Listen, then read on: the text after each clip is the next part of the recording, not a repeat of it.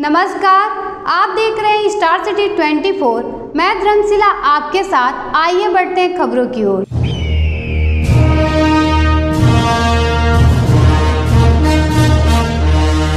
ऐ सरजमीन हिंदुस्तान, तेरे उन जानिसारों, जांबाजों, शहीदों और मुहाफिजों को सलाम है, सलाम है, सलाम है, जिन्होंने अपनी बहादुरी की कलम से फतह की एक और बेमिसाल तारीख लिख दी। गवाह है आज भी कारगिल की वो बुलंद चोटियां, जिनको तुमने अपने लहू से सींचकर तिरंगे की आन, बान और शान को रोशन कर दिया।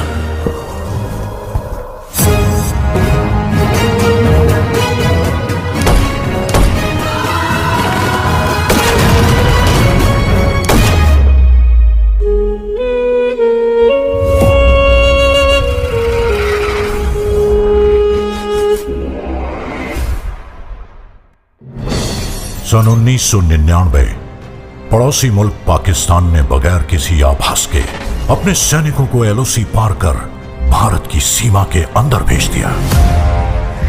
जनरल परवेज मुशर्रफ। जनरल का प्लान सीधा और साफ था।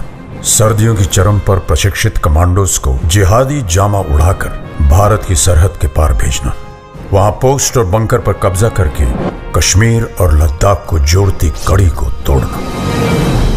द्रास सेक्टर की मुश्को घाटी, मारपोला रिज लाइन, कारगिल के आसपास काकसर, बटालिक सेक्टर, चोरबाटला सेक्टर और सियाचिन के दक्षिण में तुर्तुक पर पाकिस्तानी फौज ने धोखे से अपना कब्जा जमा लिया था।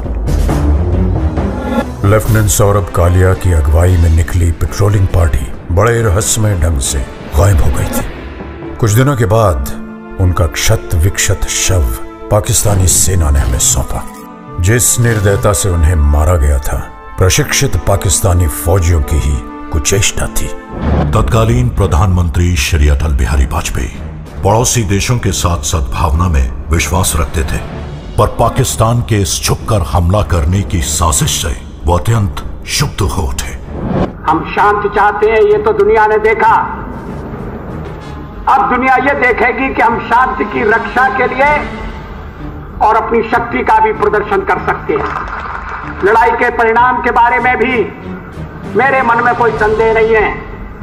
हमारी विजय निश्चित है और हम विजयी होकर दिखाएंगे। उन्होंने देश की तीनों सेनाओं को बगैर एक पल गवाए दुश्मन की गोली का जवाब गोलों से देने का आदेश सुनाया। तो भारतीय सेना ने तुरंत एक्शन लेते हुए युद्ध का ऐलान कर दिया।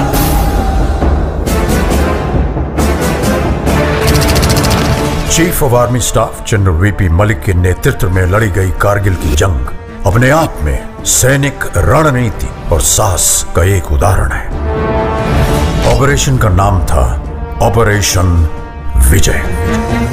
थल सेना दुश्मन को खदेड़ रही थी, अब आसमान से आग बरसाने की पारी थी। वर्तमान वायुसेना प्रमुख wing commander BS Dhanoa Kargil युद्ध के दौरान फाइटर स्क्वाड्रन के कमांडिंग अफसर थे। स्क्वाड्रन लीडर अजय आहूजा, के नचिकेता और स्क्वाड्रन लीडर रघुनाथ नाम्बियार जैसे दिलेर फाइटर पायलट भी कारगिल के हवाई हमलों में नायक के तौर पर उभरे। नाम दिया गया ऑपरेशन सफेद सागर। इसी दौरान भारतीय नौसेना भी सक्रिय हो उठी। वाइस एडमिरल माधवेंद्र सिंह की अगुवाई में पूर्वी और पश्चिमी बेड़े एकत्रित हुए और तुरंत उत्तरी अरब सागर से कराची बंदरगाह की घेराबंदी कर दी गई। भारतीय नौसेना के इस मिशन का नाम था ऑपरेशन तलवार।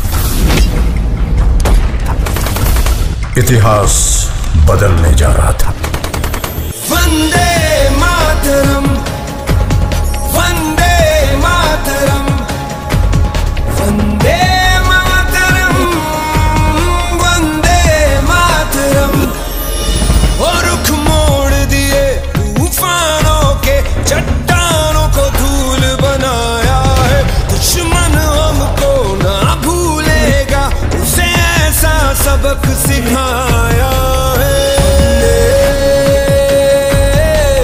मातरम, वंदे मातरम।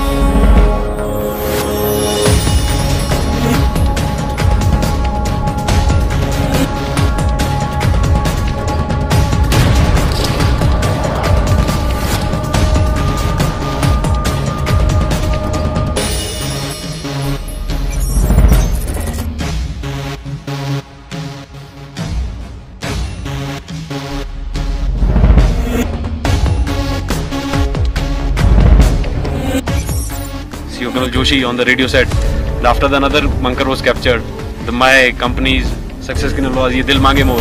चाहे आंधी चले तूफान उठे बढ़ता ही रहे तू रुके नहीं, जब तक है फलक जब तक है जमीन मेरा दिल ये कहे कभी झुके नहीं। बस यूं ही लहराए तिरंगा, बस यूं ही लहराए तिरंगा। वंदे मातरम, वंदे मातरम, वंदे मातरम, वंदे मातरम। अगर मुझे अपने खून को साबित करने से पहले मौत आ गई तो कसम से मैं मौत को ही मौत की नींद सुला दूंगा।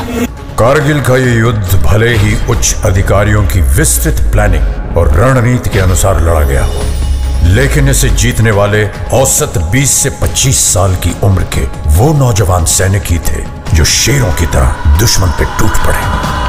ये वो बेटे थे जिन्हें अपनी मां के आत्मसम्मान की चिंता अपनी जान से कहीं ज्यादा थी। पूरे विश्व पटल पर भारतीय विजय का डंका बजने लगा। आज हमारा भारत विश्व में एक नई शक्ति बन के उभर रहा है। कारगिल की ये विजय उस नए भारत की नींव का पत्थर है, क्योंकि इस युद्ध में बही खून की हर एक बूंद ने हमारे आज को सींचा है। वही खून प्रेरणा देता है, बढ़ो आगे, मत रुको, पूरी शक्ति सहित निर्भयता से हर असंभव पहाड़ इसी तरह जीत लो। सीने में जो भारत भूमि के प्रति प्रेम है वो पूर्ण प्रज्वलित हो। जब संपूर्ण विश्व के शीर्ष शिखर पर भारत का ध्वज फहराएगा, तब मेरे देशवासियों हर दिन विजय दिवस कहलाएगा। मां भारती के लिए बलिदान देने वालों की याद में निर्मित राष्ट्रीय समर स्मारक उन्हें समर्पित है।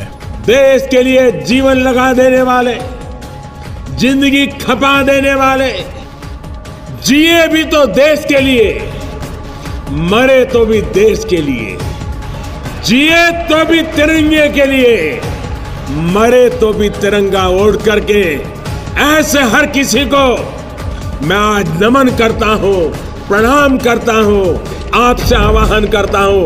आइए मेरे साथ बोलिए, भारत माता की, भारत माता की, भारत माता की, वंदे वंदे वंदे वंदे वंदे वंदे वंदे मातरम, वंदे मातरम, वंदे मातरम, वंदे मातरम, वंदे मातरम, वंदे मातरम।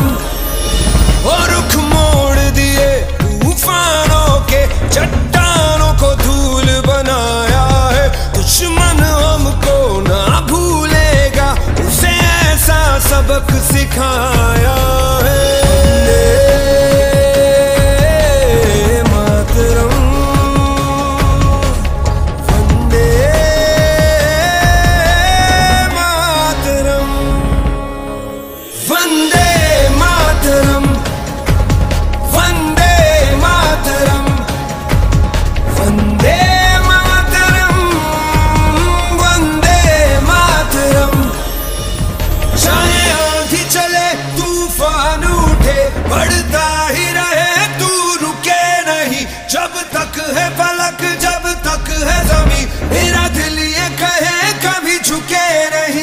सी